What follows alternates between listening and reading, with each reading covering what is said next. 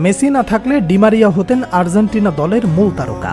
বর্তমান সময়ে যেসব ফুটবলাররা আছেন আলোচনায়, তাদের মাঝে উপরের দিকেই থাকতেন আর্জেন্টাইন এই তারকা খেলোয়াড়। লিওনেল মেসি ও রোনালদো যখন চলে গেছেন ইউরোপের বাইরে, তখন ইউরোপ মাতিয়ে যাচ্ছেন ডি মারিয়া। তার ইউরোপ মাতানো যেন বড্ড আক্ষেপের কারণ আর্জেন্টিনার সমর্থকদের জন্য। কিছুদিন আগেই তো কোপা আমেরিকা শেষ করে দেশের জার্সিকে বিদায় বলে দিয়েছেন তিনি। এর চেয়ে হতাশার আর কি বা থাকতে পারে? বিশেষ করে একজন খেলোয়াড় যখন ফর্মের তুঙ্গে থাকবেন ইউরোপিয়ান ক্লাব ফুটবলে, তখন কেই বা তাকে হারাতে চায়।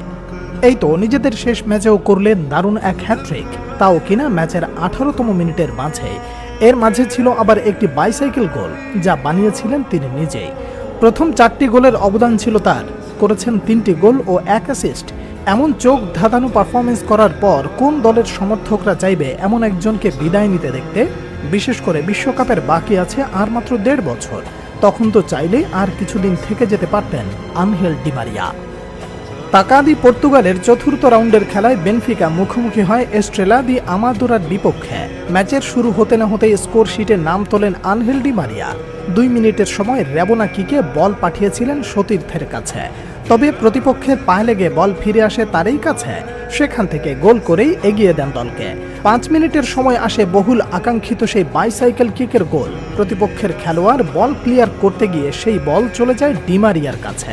সেখান থেকে প্রথম টাচে বল নিয়ন্ত্রণ নেয়ার পরের টাচে বাইসাইকেল শটে জড়িয়ে দেন জালে।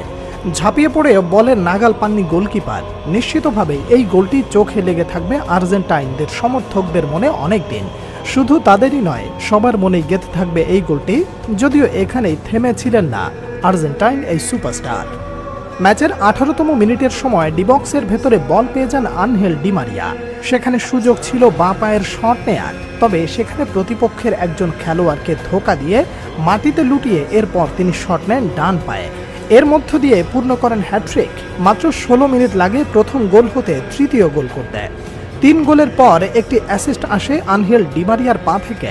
শেষ পর্যন্ত তার দল 7-0 গোলের বিশাল জয় মাঠ ছাড়ে, যার নেপথ্যে ছিলেন আর্জেন্টাইন এই তারকা খেলোয়াড়। 4 গোলে অবদান রেখে ম্যাচ সেরাও হয়েছেন ডি মারিয়া। গত কোপার ফাইনালে ম্যাচ সেরা হওয়ার পর নতুন মৌসুমে 15 ম্যাচে 8 গোল ও 3টি অ্যাসিস্ট করেছেন তিনি।